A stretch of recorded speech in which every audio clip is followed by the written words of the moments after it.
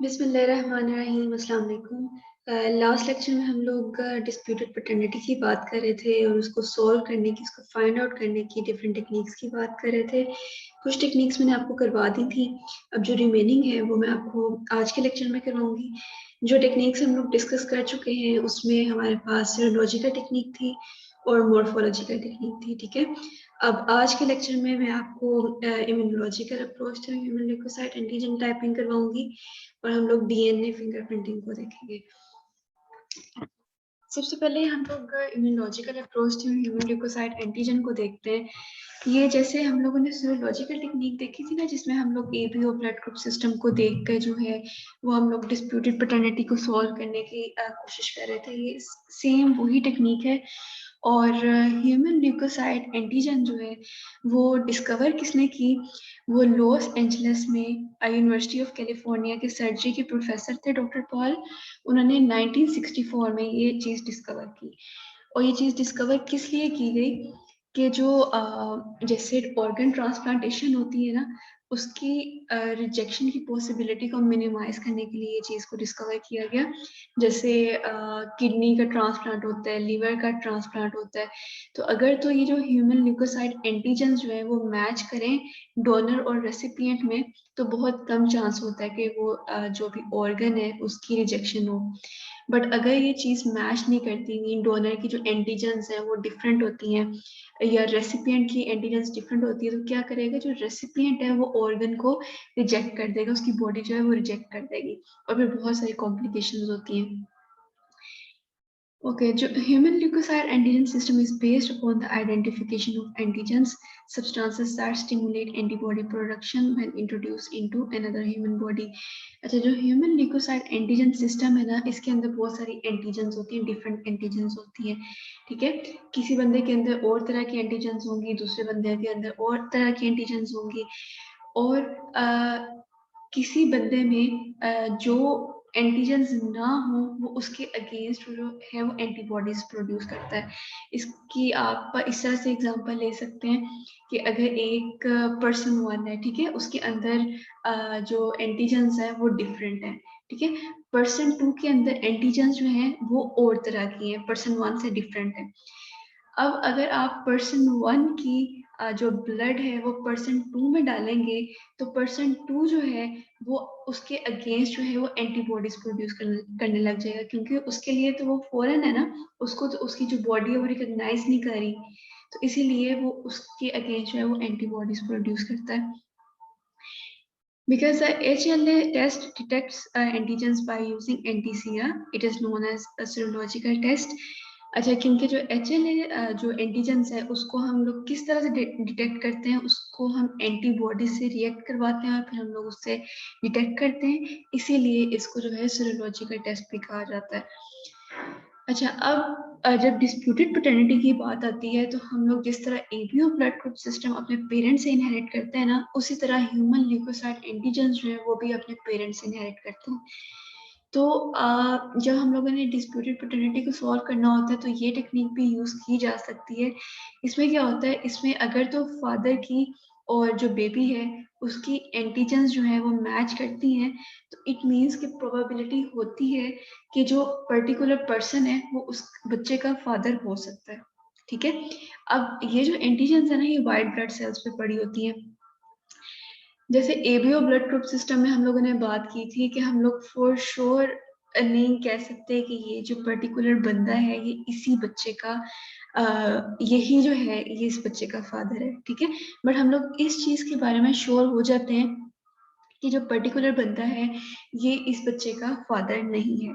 Means कि हम लोग ये चीज श्योर कर लेते हैं कि ये फादर नहीं है, बट ये चीज हम लोग को ये श्योर नहीं होता कि ये फादर है, मतलब कुड बी, ठीक है। उसमें जो हम लोगों ने डिफरेंट तरह की जो वो केसेस थे वो सॉल्व किए थे, तो हम लोग को ये चीज श्योर हो जाती थी कि हम लोग उसको एक्सक्लूड कर देते थे बंदे का कि ये फादर नहीं हो सकता। बट अगर वो मैच कर रहा है, ब्लड ग्रुप मैच कर रहा है, तो हम कहते थे हाँ ये फादर हो सकता है। बट हम लोग इस चीज के बारे में श्योर नहीं होते थे कि यही फादर है। इस चीज को श्योर करने के लिए जो है वो डीएनए की टेक्निक है वो सबसे ज्यादा ऑथेंटिक होती है, वो हम लोग यूज करते हैं। इसमें वही बात की गई है that there may be exclusion हो सकती है कि जो वो फादर है, जो मैन है, वो उस बच्चे का फादर नहीं है जेनेटिक्स के प्रिंसिपल के अकॉर्डिंग। बट इंक्लूजन क्या हो सकती है, कैन बी अ फादर। ठीक है, अब HLA जो है उसको क्या मतलब एडवांटेज है ब्लड टाइपिंग के ऊपर कि AB और ब्लड ग्रुप सिस्टम और HLA सेम है, तो फिर क्या जरूरत है कि HLA को हम लोग यूज करें और AB और ब्लड ग्रुप सिस्टम को यूज ना करें। HLA जो है वो जरा ज्यादा स्पेसिफिक होता है और रेयर होता है। सो अगर ये चांस, अगर तो मैच करता है ना एंटीजेंस जो है बच्चे की और फादर की, तो चांसेस ज्यादा होते हैं कि ये जो पर्सन है ये इस बच्चे का फादर हो सकता है। AB और ब्लड ग्रुप सिस्टम में थोड़े से चांसेस कम होते हैं क्योंकि वो बहुत ज्यादा रेयर नहीं होता, वो कॉमन होता है। अब हम लोग बात करते हैं DNA टाइपिंग की। DNA is a ribonucleic acid which is genetic material and inherited from both the parents. अच्छा, ये जो अभी मैंने ऊपर बात की है ना HLA की, ये भी मैं आपको इलस्ट्रेशन दिखाती हूँ, फिर आपको ज्यादा क्लियर होगी। और DNA की भी मैं आपको भी इलस्ट्रेशन वीडियो दिखाती हूँ, फिर आपको ये ज्यादा चीज क्लियर होगी। अभी हम लोग इसको नोट से पढ़ते हैं, फिर मैं आपको इसकी वीडियो दिखाऊंगी। अच्छा, DNA की बात की गई है। DNA जो है वो जेनेटिक मटेरियल होता है जो कि हम अपने पेरेंट्स से इनहेरिट करते हैं। DNA जो है ये बेसिकली आइडियल सोर्स है कि हम आइडेंटिफाई कर सकें कि किस कि इस जो पर्टिकुलर बच्चा है उसका फादर कौन है। ठीक है, इस चीज को हम बहुत 99% श्योर होते हैं कि ये जो बंदा है यही बच्चे का फादर है। अच्छा, इसमें वही बात की गई है, फोरेंसिक साइंसेस में भी आइडेंटिफिकेशन के लिए यूज होता है। जैसे क्राइम सीन्स होते हैं उसमें भी आइडेंटिफाई हम लोग कर सकते हैं कि क्रिमिनल कौन है। इसके अलावा ये जो है माइक्रो सैटेलाइट मार्कर्स होते हैं जिसके थ्रू हम लोग ये एनालाइज करते हैं। और ये एलेक ने डिस्कवर किया 1987 में। DNA टाइपिंग में अब डिफरेंट टेक्निक्स हैं, इसकी डिफरेंट टाइप्स हैं। ठीक है, सबसे पहले आती है वेरिएबल नंबर टेंडम रिपीट्स। इसमें क्या होता है, इसमें DNA के ऊपर शॉर्ट टेंडम सीक्वेंसेस होते हैं जिसमें होते हैं 10 to 100 बेसिस होती हैं और वो रिपीट हो रही होती हैं। और ये जो बेसिस हैं, जो सीक्वेंस है, ये इंडिविजुअल टू इंडिविजुअल वेरी करता है। और ये जो सीक्वेंस है ये हम इनहेरिट करते हैं अपने पेरेंट्स से। सो अगर तो ये सीक्वेंस मैच करता है ना जो फादर है और जो बेबी है, तो ये हम लोग को चीज श्योर हो जाती है कि ये इनका जो है वो आपस में रिलेशनशिप है।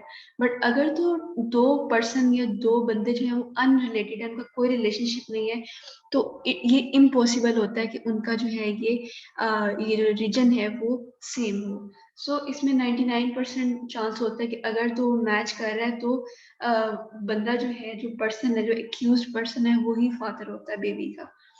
ठीक है, नेक्स्ट है शॉर्ट टेंडम रिपीट्स।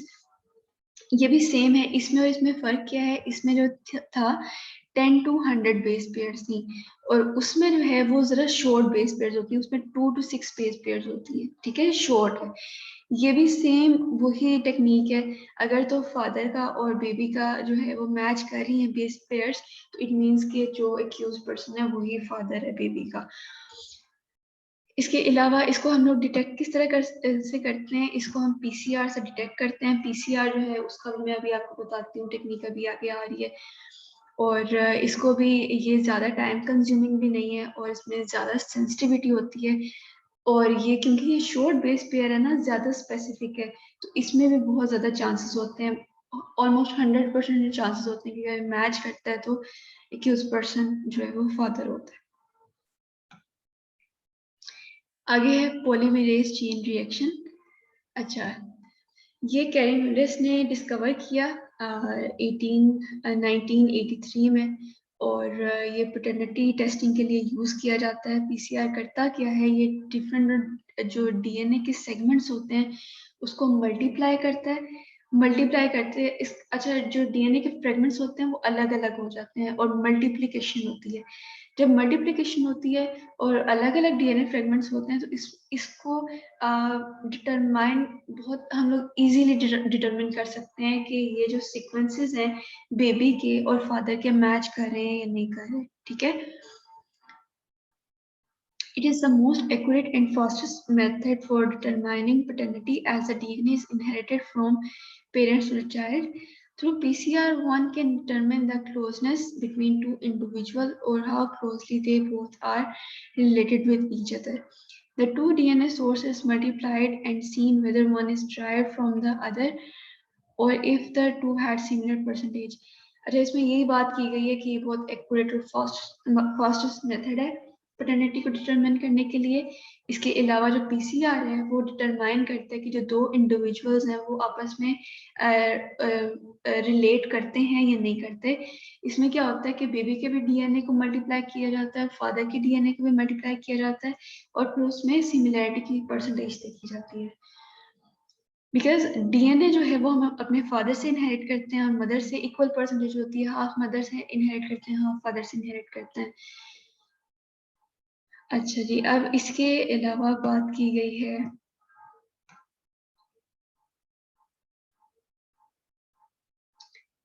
इसके अलावा जो है जो 3 माइक्रो सैटेलाइट्स हैं जो कि कॉमनली यूज की जाती है पीसीआर में, जो ह्यूमन के अंदर प्रेजेंट होती हैं, वो होती हैं ABO-B और D17S5, जिसको हम D17S30 और D1S80 भी बोलते हैं। और ये जो मार्कर्स हैं वो इजीली हम लोग एम्पलीफाई कर सकते हैं, मल्टीप्लाई कर सकते हैं और ये इजीली डिटेक्ट किए जा सकते हैं इलेक्ट्रोफोरेसिस से। इसके अलावा जो है पीसीआर से पहले रिस्ट्रिक्शन फ्रेगमेंट लेंथ पॉलीमेरेज जो है वो यूज की जाती थी टेक्निक, बट अब जो है वो पीसीआर यूज की जाती है क्योंकि ये जो थी ना रिस्ट्रिक्शन फ्रेगमेंट लेंथ पॉलीमेरेज, ये ज्यादा टाइम टेकिंग थी। बट अब जो है वो ज्यादा टाइम टेकिंग थी और इसमें जो डीएनए की अमाउंट थी वो ज्यादा रिक्वायर्ड थी। बट अब जो है वो पीसीआर यूज की जाती है जो कि शॉर्टेस्ट मेथड है, क्विक मेथड है और जो डीएनए है वो भी इसमें कम रिक्वायर्ड है। अब हम लोग समरी की बात करते हैं, जो लास्ट क्लास में भी बात की थी और अब भी बात की थी। डिस्प्यूटेड पैटर्निटी कब होती है कि जब एक बंदा है और वो ये क्लेम कर रहा है कि ये जो चाइल्ड है उसका बायोलॉजिकल फादर नहीं है, बट मदर क्लेम कर रही है कि यही इस बच्चे का बायोलॉजिकल फादर है। सो हम उस चीज को, इस केस को सॉल्व करने के लिए डिस्प्यूटेड पैटर्निटी बेसिकली केस होता है, इसको सॉल्व करने के लिए हम लोग डिफरेंट टेक्निक्स को यूज करते हैं। क्योंकि जो बायोलॉजिकल फादर है वो अपना स्पर्म डोनेट करता है, स्पर्म डोनेट करेगा तो उसका जो डीएनए है वो भी बच्चों में आएगा और इसी तरह उसकी जो डिफरेंट टेक्निक्स होती हैं वो भी हम आगे देखते हैं कि कौन कौन सी टेक्निक्स की हमने बात की। और लीगल फादर की हमने बात की थी लास्ट क्लास में। लीगल फादर कौन सा होता है कि जो लॉ कहती है कि जो लॉ डिटरमिन करती है कि आपने जो है वो बच्चे की रिस्पॉन्सिबिलिटी लेनी है और केयर करनी है, और उसको कहते हैं लीगल फादर। और बायोलॉजिकल फादर वो होता है जो अपना स्पर्म डोनेट करता है। If a married couple has a child then the man is a legal father. अगर तो मैरिड कपल का बच्चा है तो जो मैन होगा, जो उस रिलेशनशिप में होगा, वो लीगल फादर होगा। बट अगर वो अनमैरिड है, कपल अनमैरिड है और जो फादर है उसको उसकी डिस्प्यूटेड पैटर्निटी को हम लोगों ने सॉल्व करना है, तो फिर जो कोर्ट है वो डिफरेंट लॉ से, डिफरेंट एविडेंस से ये चीज जो है वो मेक श्योर करता है कि ये जो फादर है वो बच्चे का बायोलॉजिकल फादर है या नहीं है। इसके अलावा ये डिस्प्यूटेड पैटर्निटी होती है किन किन केसेस में होती है? जब भी डाइवोर्सेस के केसेस में होती है, या जब भी प्रॉपर्टी के इश्यूज आते हैं उसमें होती है। और इसमें बताया गया कि डिस्प्यूटेड पैटर्निटी को सॉल्व करने के बहुत सारे जो मेथड्स होते हैं, उसमें मॉर्फोलॉजिकल मेथड होता है जो हमने बात की थी, सीरोलॉजिकल होता है, ह्यूमन ल्यूकोसाइट एंटीजन सिस्टम होता है, डीएनए टाइपिंग होती है। मॉर्फोलॉजिकल अप्रोच में हम लोग क्या करते थे, हम लोग डिफरेंट फीचर्स को देख के हम लोग को आइडिया हो जाता था कि जैसे अब बच्चा है, अब वो अपने पेरेंट्स से बहुत ज़्यादा रिजेंबल करता है, जैसे नोज फॉर्म है, लिप्स है, आईज है, वो मैच कर रही होती है। सीरोलॉजिकल अप्रोच में हम लोग ब्लड ग्रुप सिस्टम को मैच करते थे और फिर हम लोग डिस्प्यूटेड पैटर्निटी को सॉल्व करने की ट्राई करते थे। अच्छा, अब फिर हम लोगों ने ह्यूमन ल्यूकोसाइट एंटीजेंस को देखा। ह्यूमन ल्यूकोसाइट एंटीजेंस में हम HLA जो एंटीजेंस हैं उसको हमने मैच किया। इसके अलावा डीएनए टाइपिंग को देखा। डीएनए टाइपिंग में हम लोगों ने क्या क्या देखा, शॉर्ट टेंडम रिपीट्स देखा, variable number tandem repeats, polymerase chain reaction. फिर हमने बात की कि पहले जो था पीसीआर से पहले हम लोग का रिस्ट्रिक्शन फ्रेगमेंट लेंथ पॉलीमरेज को यूज किया जाता था, बट इसमें जो है वो डीएनए की ज्यादा क्वांटिटी रिक्वायर्ड होती थी। बट अब जो है वो new technique polymerase chain reaction I है और इसमें जो है वो हम लोग पैटर्निटी को कंफर्म करते हैं। अच्छा, अब मैंने आपको जितनी भी टेक्निक्स करवाई है ना आज के लेक्चर में, उसकी मैं आपको वीडियो दिखाती हूँ। वीडियो से आपको ज़्यादा अच्छा क्लियर होगा और ये बहुत शॉर्ट और टू द पॉइंट वीडियो है। इस सबसे पहले मैं आपको ह्यूमन ल्यूकोसाइट एंटीजन सिस्टम की वीडियो दिखाती हूँ।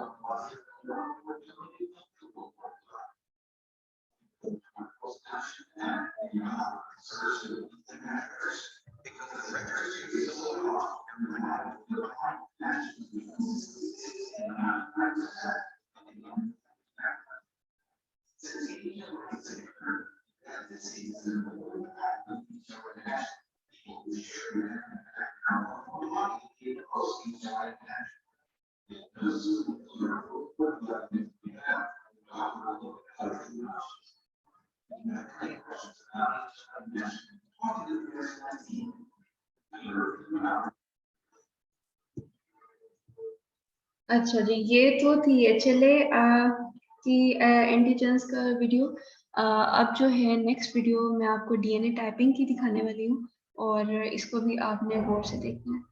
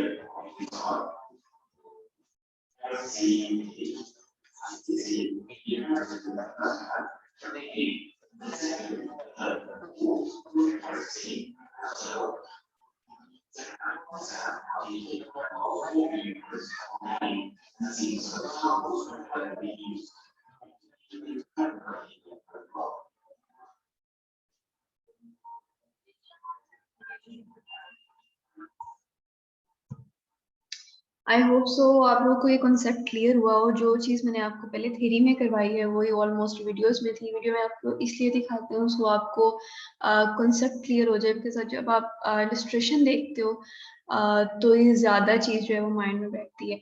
सो अगर तो कोई भी क्वेश्चन हो, कोई भी क्वेरी हो या कोई चीज़ समझ में ना आई हो तो हमसे पूछ सकते हैं। Thank you.